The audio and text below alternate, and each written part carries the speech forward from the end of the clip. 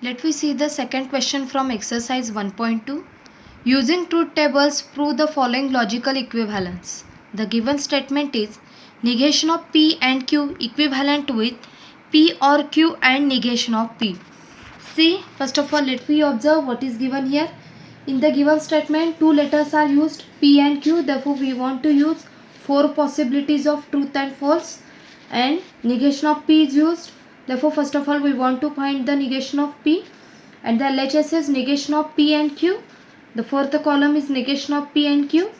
In the right hand side, two columns are there. Therefore, first of all, let me solve for first column, P or Q. P or Q. Again, negation of P is there. We already find negation of P, and take the disjunction for these two statements. Okay, let me see. P, Q. The first column is P, second column is Q. The possibilities of truth and false, TT, TF, FT, FF. Negation of P is nothing but negation of T is false, negation of T is false, negation of F is true, negation of F is true. Again, negation of P and Q, negation of P and Q. Take the first element from negation of P and the second from Q. Negation of P and Q.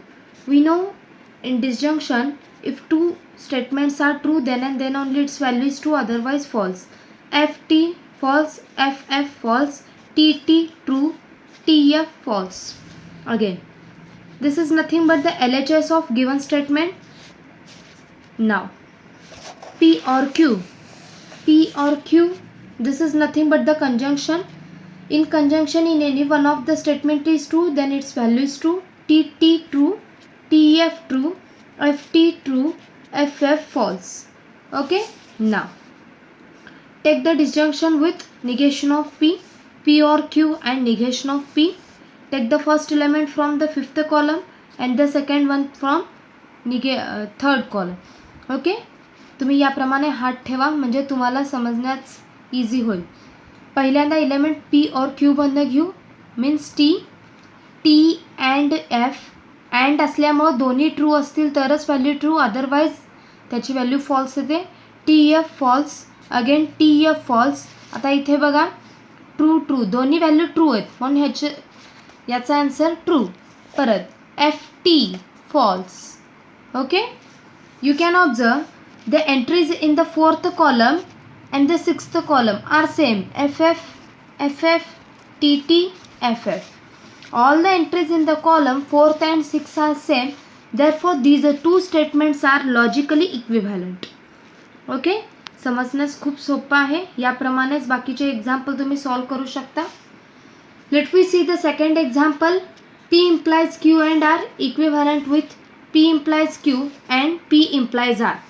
आता या दिलेल्या स्टेटमेंटमध्ये तीन letter वापरलेले आहेत, P, Q आणि R. त्यासाठी आपल्याला 8 पॉसिबिलिटीज वापरावे लागतील. हे लक्षात ठेवण्यास खूप सोपं आहे. P, Q आणि R. पहिल्या कॉलममध्ये P मध्ये पहिल्यांदा 4 T लिहायचं, नंतर 4 F लिहायचं. Q आणि R मध्ये सरळ TT, TF, FT, FF. त्याप्रमाणेच TT, TF, FT, FF. काही अवघड नाही, लक्षात ठेवायला खूप सोपं आहे. आता या दिलेल्या LHS मध्ये P implies Q and R आहे. यामध्ये पहिल्यांदा आपण हे ब्रॅकेट सॉल्व करून घेऊ. Q and R. Fourth column मी लिहिलेला आहे Q and R. Q and असल्यामुळे दोन्ही ट्रू असतील तरच ट्रू, अदरवाईज एखादा जरी फॉल्स असला तरी त्याची व्हॅल्यू फॉल्स. याप्रमाणे तुम्ही Q and R सॉल्व करू शकता. आता LHS घ्या. P implies Q and R. इथे इम्प्लिकेशन वापरलेलं आहे. इथे इम्प्लिकेशन असेल तर पहिला व्हॅल्यू ट्रू आणि सेकंड फॉल्स असेल तरच त्याची व्हॅल्यू फॉल्स येते. बाकीच्या सगळ्या एंट्रीजसाठी त्याची व्हॅल्यू ट्रू येते. Let we see. P implies Q and R. याप्रमाणे हात ठेवत जावा म्हणजे तुम्हाला सोपं जाईल. P implies Q and R म्हणजे पहिला एलिमेंट हा P मधनं घेतला पाहिजे. T implies T true, second TF false, again TF false, again TF false, FT true, FF true, FF true, FF true. Okay, हात ठेवल्यामुळे खूप सोपं जाईल तुम्हाला. आता हा त्याचा LHS आहे. त्याचप्रमाणे आपल्याला RHS सॉल्व करावं लागेल. RHS मध्ये दोन ब्रॅकेट दिलेले आहेत, P implies Q आणि P implies R. आधी हे दोन्ही ब्रॅकेट सॉल्व करून घ्या, मग त्यांच्यामध्ये हे डिस्जंक्शन वापरा. P implies Q. म्हणजे पी इम्प्लाइज क्यू. पी आणि क्यूचे दोन कॉलम आपण घेतलं पाहिजे. इम्प्लिकेशन असल्यामुळे पहिला ट्रू नेक्स्ट फॉल्स असेल तरच उत्तर false, otherwise true. T T true, T T true. तुम्ही इकडे एंट्रीज बघा, मी सांगते. T F false, T F false, F T true, F T true, F F true, F F true. Okay. त्याचप्रमाणे P implies R. T T true, T F false, T T true, T F false, F T true, F F true, F T true, F F true. Okay.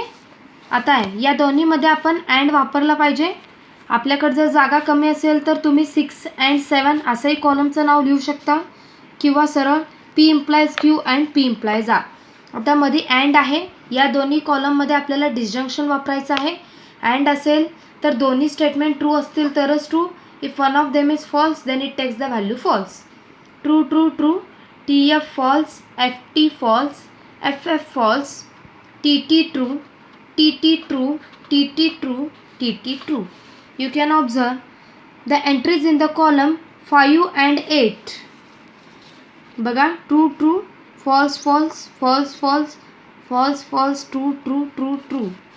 Same आहेत entries in the column 5 and 8. All the entries in the column 5 and 8 are same. Therefore, these two statements are logically equivalent. याचप्रमाणे आपण पुढचा एक example solve करणार आहोत. Statement दिलेला आहे negation of P double implies Q equivalent with P and negation of Q or Q and negation of P. आता यामध्ये फक्त दोनच स्टेटमेंट वापरलेले आहेत, पी आणि क्यू. लिहिण्यास खूप सोपे आहे. पी आणि क्यू घेतलेला आहे T T true, T T T F, F T F F. 4 possibilities आपल्याला माहिती आहेत. आता यामध्ये निगेशन ऑफ पी आणि निगेशन ऑफ क्यू दोन्ही आलेले आहेत, त्यामुळे आधी मी निगेशन ऑफ पी लिहून काढते. निगेशन ऑफ पी, ट्रूचा फॉल्स, ट्रूथचा फॉल्स, फॉल्सचा ट्रू, फॉल्सचा ट्रू. याला मी थर्ड कॉलम म्हटलेलं आहे. आता P double implies Q, left हँडमधला पी डबल इम्प्लाइज क्यू काढलेला आहे. हा डबल इम्प्लिकेशन आहे, आपल्याला याचा ट्रूथ टेबल पार्ट असायला पाहिजे. डबल इम्प्लिकेशनमध्ये दोन्ही ट्रू असतील तर ट्रू, दोन्ही फॉल्स असतील तर ट्रू, अदरवाईज फॉल्स. आता negation of P double implies Q, याचं निगेशन घ्या. म्हणजे ट्रू असेल तर फॉल्स लिहा, फॉल्स असेल तर ट्रू, फॉल्स असेल तर ट्रू, ट्रू असेल तर फॉल्स. याप्रमाणे आपण त्याचा LHS काढून घेतलेला आहे. आता RHS फाइंड आउट करायचं आहे. त्यासाठी आपल्याला निगेशन ऑफ क्यू काढावं लागेल, म्हणून मी आधी निगेशन ऑफ क्यू काढते. म्हणजे ट्रू असेल तर फॉल्स, फॉल्स असेल तर ट्रू, ट्रू असेल तर फॉल्स, फॉल्स असेल तर ट्रू. आता पहिला column P and negation of Q, P and negation of Q. आता P and negation of Q, P कुठे आहे इथं आहे, आणि निगेशन ऑफ क्यू म्हणजे कुठे आहे इथं आहे. अँड असल्यामुळं दोन्ही व्हॅल्यू ट्रू असतील तरच उत्तर ट्रू येणार, अदरवाईज फॉल्स येणार. T F false, T T true, F F false, F T false. Okay. त्याप्रमाणे आपण इथं त्याचे ट्रूथ व्हॅल्यूज लिहिलेले आहेत. आता Q and negation of P, म्हणजे आधी क्यू घेतला पाहिजे, मग नंतर negation of P. T F false, false, F F false, T T true, F T false. Okay. आता बघा राईट हँड साईडला काय आहे, P implies P and negation of Q, Q and negation of P. या दोन्ही कॉलममध्ये आपल्याला conjunction घ्यायचे, म्हणजे 7 or 8. माझ्याकडे जागा कमी असल्यामुळे मी फक्त कॉलमची नावं देते. It is sufficient. 7 or 8. और असल्यामुळं एखादा जरी ट्रू असला तरी व्हॅल्यू ट्रू येते. फॉल्स फॉल्स दोन्ही फॉल्स आहेत म्हणून उत्तर फॉल्स. टी एफ एखादा जरी ट्रू असला तरी ट्रू, एखादा जरी ट्रू असला तरी ट्रू. You can observe. आता बघा कॉलम 5 आणि 9 मध्ये तुम्ही ऑब्झर्व करू शकता ह्यांचे ट्रूथ व्हॅल्यूज सारखे आलेले आहेत. All the entries in the column 5 and 9 are same. Therefore these 2 statements are logically equivalent. याप्रमाणे तुम्ही उर्वरित एक्झाम्पल सॉल्व करू शकता. काही अडचण असेल तर नक्की तुम्ही मला मेसेज करा, मी तुम्हाला त्याला रिप्लाय देईन. थँक्यू.